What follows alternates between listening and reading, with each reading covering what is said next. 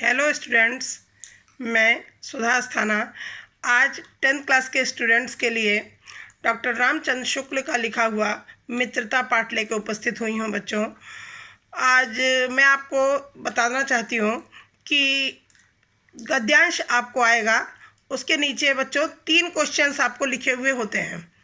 उनका आंसर आपको इस पैराग्राफ को अच्छी तरह पढ़ के समझ के उन 3 प्रश्नों का उत्तर देना होता है। वैसे तो जो क्वेश्चन आपको आते हैं, एक क्वेश्चन में आपको पाठ का नाम और पाठ के लेखक का नाम लिखना होता है, या गद्यांश का संदर्भ पूछा जाता है उसे लिखना होता है। दूसरा क्वेश्चन होता है रेखांकित अंश की व्याख्या कीजिए, जो अंडरलाइन है इन वाक्यों का व्याख्या पूछी जाती है। और तीसरा एक क्वेश्चन और आपको इसी पैराग्राफ से संबंधित पूछा जाता है। 3 क्वेश्चन आते हैं, परंतु मैंने यहाँ पर आपको 6 क्वेश्चंस लिखे हैं। 6 क्वेश्चंस आपको करवाऊंगी, मैं समझाऊंगी, आप अच्छी प्रकार से समझना। ठीक है बच्चों, अब आप ध्यान दीजिए। विश्वास पात्र मित्र जीवन की एक औषध है। विश्वास करने योग्य, विश्वास पात्र में विश्वास करने योग्य, औषध में दवा, जीवन की एक दवा के समान है। हमें अपने मित्रों से यह आशा रखनी चाहिए कि वे उत्तम संकल्पों में हमें दृढ़ करेंगे, दोषों और त्रुटियों से हमें बचाएंगे। त्रुटियां मीन्स गलतियां, गलतियों से हमें बचाएंगे। कौन? जो हमारे उत्तम मित्र होंगे, हमारे सत्य, पवित्रता और मर्यादा के प्रेम को पुष्ट करेंगे। जब हम कुमार्ग पर पैर रखेंगे, कुमार्ग मीन्स बुरे मार्ग पर, बुरे रास्ते पर जब हम जाएंगे, तब वे हमें सचेत करेंगे, यानी हमें उस मार्ग से हटाएंगे, बुरे मार्ग से हमें हटाएंगे। जब हम हतोत्साहित होंगे, तब वे हमें उत्साहित करेंगे। सारांश यह है कि वे हमें उत्तमतापूर्वक जीवन निर्वाह करने में हर तरह से सहायता देंगे। सच्ची मित्रता में उत्तम से उत्तम वैद्य की सी निपुणता और परख होती है। जैसे अच्छा डॉक्टर होता है, वह तुरंत मर्ज को पकड़ लेता है, कह रहे हैं जो सच्चा मित्र होता है वह उसी प्रकार से हमारी हर वक्त सहायता करता है। अच्छी से अच्छी माता का साथ धैर्य और कोमलता होती है। ऐसी ही मित्रता करने का प्रयत्न प्रत्येक पुरुष को करना चाहिए। अब आप देखेंगे कि इसके नीचे आपको जो क्वेश्चंस लिखे हुए हैं वो आप देखिए। प्रस्तुत गद्यांश के पाठ और लेखक का नाम लिखिए। तो इस गद्यांश के पाठ का नाम बच्चों मित्रता। क्या है नाम? मित्रता। और पाठ के लेखक का नाम अभी आपको क्लियर कर दूं कि जो गद्य को लिखने वाले होते हैं उन्हें लेखक कहते हैं, और जो काव्य को लिखने वाले होते हैं उन्हें कवि या रचयिता कहते हैं। ठीक है बच्चों, तो ये क्या है? गद्य है। तो गद्य का कौन होगा? लेखक। तो लेखक का नाम क्या है? आचार्य रामचंद्र शुक्ल। इस तरह से भी पूछा जाता है कि पाठ का नाम बताइए और लेखक का नाम बताइए, या इस तरह से भी क्वेश्चन आ जाता है आपको कि उपर्युक्त गद्यांश का संदर्भ लिखिए। उपर्युक्त माने ऊपर लिखा हुए, इस गद्य का संदर्भ लिखिए। संदर्भ लिखना आपको बताया गया है। फिर आप समझ लीजिए क्या लिखेंगे। प्रस्तुत अवतरण या प्रस्तुत गद्यांश हमारी पाठ्य पुस्तक गद्य संकलन के मित्रता नामक पाठ से लिया गया है। इसके लेखक हिंदी के प्रसिद्ध कवि प्रसिद्ध लेखक, कवि नहीं, प्रसिद्ध लेखक आचार्य रामचंद्र शुक्ल जी हैं।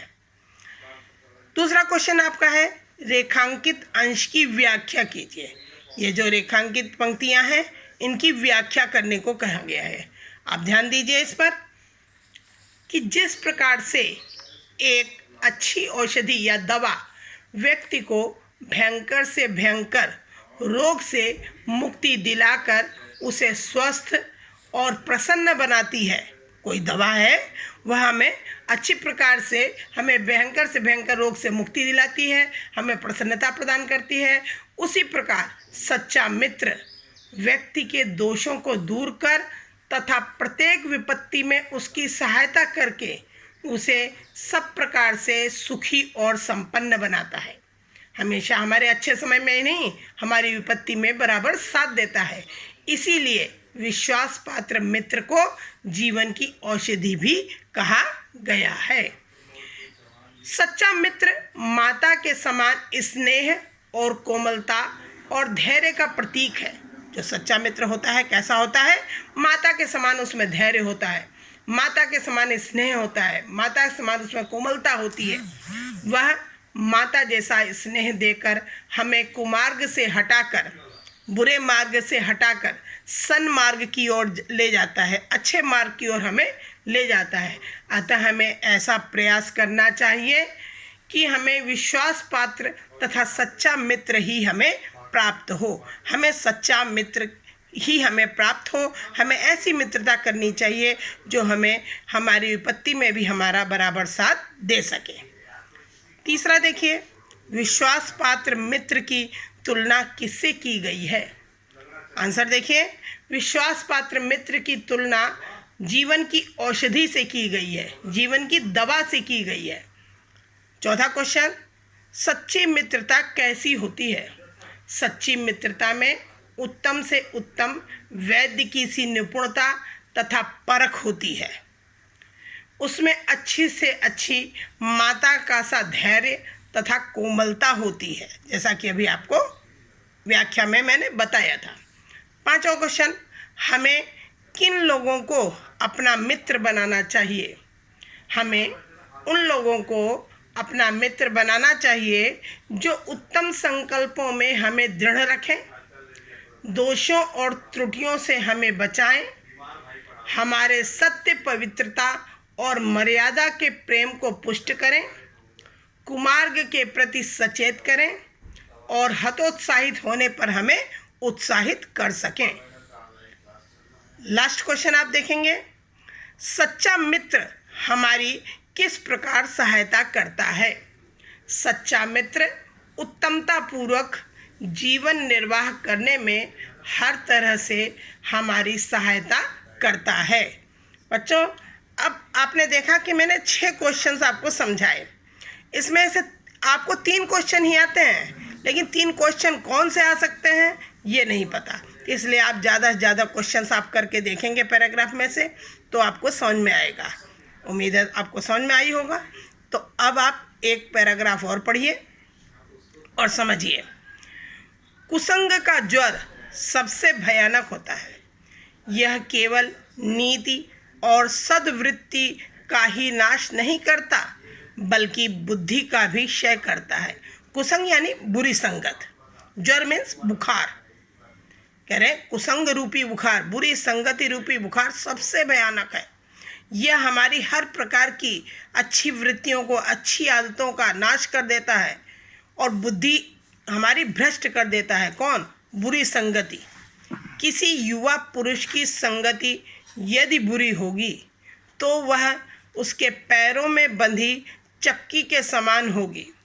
अगर कोई युवा पुरुष है, उसको बुरी संगति मिल गई तो मानो कि उसका सर्वनाश हो गया, जो उसे दिन दिन अवनति के गड्ढे में गिराती जाएगी। अवनति उन्नति का विपरीत होता है अवनति।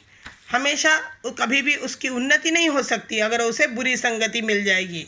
और यदि अच्छी होगी, अगर उसे अच्छी संगति मिलेगी तो सहारा देने वाली बाहु के समान होगी। अच्छी संगति अगर मिली तो उसे ऐसा लगेगा कि एक सहारा देने वाली दूसरी भुजा मिल गई हो, जो उसे निरंतर उन्नति की ओर उठाती जाएगी। अगर अच्छी संगति होगी तो हमेशा मनुष्य की हमेशा उन्नति होती रहती है। क्वेश्चन देखिए आप, प्रस्तुत अवतरण के पाठ और लेखक का नाम लिखिए। वही ऊपर जो मैंने बताया, क्या होगा पाठ का नाम बच्चों? मित्रता। और लेखक का नाम आचार्य रामचंद्र शुक्ल। अगर संदर्भ लिखने को कहा जाए तो संदर्भ अभी आपको मैंने बताया, उसी तरह से आप संदर्भ भी लिख देंगे। संदर्भ में भी पाठ का नाम और लेखक का नाम लिखा जाता है, तो आप संदर्भ भी अगर पूछा जाए तो लिखेंगे। अगला क्वेश्चन है, रेखांकित अंशों की व्याख्या कीजिए। अब देखिए आप, रेखांकित अंश, इसमें कौन से हैं? पूरा पैराग्राफ ही आपका पूरा रेखांकित है। अब इस पर आप ध्यान दीजिए कि जीवन में संगति के प्रभाव को सर्वाधिक महत्वपूर्ण मानते हुए आचार्य रामचंद्र शुक्ल कहते हैं कि बुरे और दुष्ट लोगों की संगति एक भयानक ज्वर के समान है। जिस प्रकार भयानक ज्वर शरीर की संपूर्ण शक्ति को क्षीण कर देता है, ज़्यादा तेज बुखार होता है तो कैसा होता है? कमजोरी आ जाती है, सभी हर प्रकार की शक्ति क्षीण हो जाती है। उसी प्रकार दुष्टों की संगति में पड़ा व्यक्ति अपनी बुद्धि, विवेक, सदाचार आदि को खो बैठता है, बुद्धि का क्षय हो जाता है, बुद्धि भ्रष्ट हो जाती है। बुरी संगति के प्रभाव में पड़कर व्यक्ति अच्छे बुरे, उचित अनुचित का भी ज्ञान खो देता है। विशेष रूप से युवावस्था में जो लोग बुरी संगति में पड़ जाते हैं वो कभी उन्नति की ओर अग्रसर नहीं हो पाते। सुसंगति एक ऐसी बाह के समान है, सुसंगति मतलब अच्छी संगति, ऐसी भुजा के समान है जो गिरे हुए को उठाती है तथा गिरते हुए को सहारा देती है। अर्थात सत्संगति मिल जाने पर बुरी संगति में पड़ा हुआ व्यक्ति भी उन्नति की ओर बढ़ सकता है। अगर बुरी संगति में कोई पड़ा हुआ है और अचानक में उसे अच्छी संगति वाला व्यक्ति मिल गया तो भी उसकी उन्नति अवश्य हो सकती है। तीसरा क्वेश्चन देखिएगा आप, इस गद्यांश में क्या संदेश दिया गया है? गद्यांश में कुसंग यानी बुरी संगति को त्यागने और सत्संगति करने का संदेश दिया गया है। चौथा क्वेश्चन, कुसंग के ज्वर को सबसे भयानक क्यों कहा गया है? किसी भी प्रकार का भयानक ज्वर व्यक्ति की शारीरिक शक्ति का नाश करके उसे दुर्बल बनाता है, जबकि कुसंग का ज्वर उसकी नीति, सद्वृत्ति और बुद्धि का नाश कर उसकी आत्मा को भी दुर्बल बना देता है। इसलिए कुसंग के ज्वर को सबसे भयानक कहा गया है। पांचवा क्वेश्चन, अच्छी संगति से होने वाले लाभ का वर्णन कीजिए। अच्छी संगति व्यक्ति को सहारा देने वाली भुजा के समान होती है, जो कि व्यक्ति को अवनति के गड्ढे में गिरने से बचाकर उसे उन्नति की ओर अग्रसर करती है। कोई व्यक्ति अवनति के मार्ग पर जा रहा है, अगर अच्छी संगति वाला व्यक्ति है तो उसे अवनति के मार्ग से निकालकर उसे उन्नति के मार्ग की ओर ले जा सकता है। छठा और लास्ट क्वेश्चन है, बुरी संगति से व्यक्ति की क्या हानि होती है? बुरी संगति व्यक्ति को निरंतर अवनति के गड्ढे में गिराती जाती है, क्योंकि वह उसकी नीति, सद्वृत्ति और बुद्धि का नाश कर देती है। व्यक्ति अपना भला बुरा सोचने में समर्थ नहीं रह जाता है। अगर बुरी संगति वाला व्यक्ति जैसा कहता है उसको वही अच्छा लगता है और वह उसी प्रकार का कार्य करता है। उम्मीद है बच्चों आपको समझ में आया होगा दोनों पैराग्राफ, और जो समझ में ना आया हो आप कभी भी मुझसे पूछ सकते हैं।